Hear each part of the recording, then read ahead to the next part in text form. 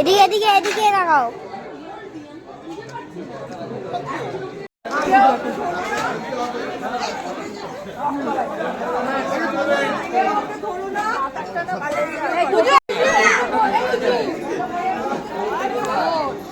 আবারও গেলাম নিমন্ত্রণ বাড়িতে। আজকে পরপর আমাদের নিমন্ত্রণ পড়েই গেছে এই মাসে। উফ, কি ভগবান, আমি আর কি করি, আমার মেয়েকে নিয়ে কী করি বুঝতে পারছি না।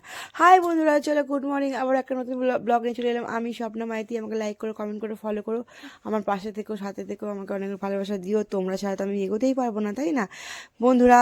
আমরা ঘুরলাম, আড্ডা মারলাম অনেকক্ষণ ধরে। মেয়ে তো বন্ধু পেয়ে আমাকে ভুলে গেছিলো।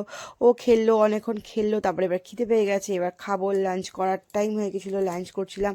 আজকে লাঞ্চে বেশ দারুণ দারুণ খাবার হয়েছিল। লুচি, উফ, আমার তো লুচি খেতে খুব ভালো লাগে। আজকে নিরামিষই আইটেম ছিল, লুচি, আলুর দম, ছানার সব কিছু আইটেম ছিল। তারপরে ছানা, মানে আইটেমগুলো আমি দেখে দেখে পুরো পাগল হয়ে গেছি। ছানা মানে সব রকম ভ্যারাইটিস আইটেম ছিল। আর ছিল কাবলি ছোলার কোনো একটা কিছু একটা আইটেম ছিল, আমি কোনো খাইনি। আমি আর্ধেক কিছু খাইনি, ঠিক আছে, কারণ আমি একটুখানি কি বলবো, মোটা হয়ে যাচ্ছি, খাওয়াটা একটু কন্ট্রোল করছি, আবার খেয়েও ফেলছি। মেয়েকে খাওয়াবো, মেয়েকে খাওয়ানোর পর আমি খাবো। মানে মেয়ে তো একলা একলা আজকে খাবে না, বলছে আমাকে খাইয়ে দিতে হবে, চলো। আমি ওকে খাওয়াচ্ছি, নিজেও খাচ্ছি একটু একটু করে। মানে হাতে থাকতে হচ্ছিলো আজকে, আমাকে ছাড়ছিল না। আমি বললাম, ঠিক আছে আজকে দিনটা, আজকে দিনটা না, রোজই তো খাইয়ে দিই, তো চলো আজকে মেয়েকে আজকে খাইয়ে দিই। আর কি করবো, শাড়ি পরে না আমি সামলাতে পারছি না, এটা হচ্ছে কথা। আজকে রান্নাগুলো খুব সুন্দর হয়েছিল, মানে আজকে রান্নাগুলো খুব সুন্দর হয়েছিল। আর আইসক্রিমটা উফ, ব্যাপক খেতে ছিল ভাই।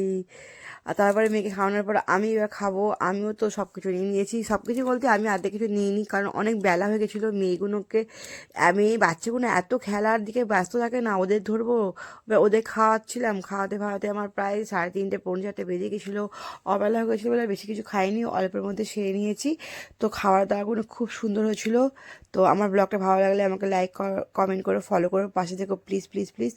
আর আড্ডা মারতে মারতে আমার বন্ধুদের খাওয়া হয়ে গেছিলো, তারপরে আমি খাচ্ছিলাম শেষের দিকে, আর একটু গল্পও করছিলাম, খাচ্ছিলাম, কারণ ওরা ওদের বাচ্চাদের খাওয়াতে খাওয়াতে ওরা খেয়ে নিয়েছে, কিন্তু আমি আমার বাবানকে খাইয়ে খেয়েছি, নাহলে আমার অসুবিধা হয়। ওকে খাওয়াবো, আমি খাওয়াবো, মানে কোথাও গেলে অসুবিধা হয়। বাড়িতে থাকলে তো আমি খাই, ওকে খাওয়াই, সে ঠিক আছে, শাড়ি পরে তাকে নড়তে পারি না। Tata, bye bye.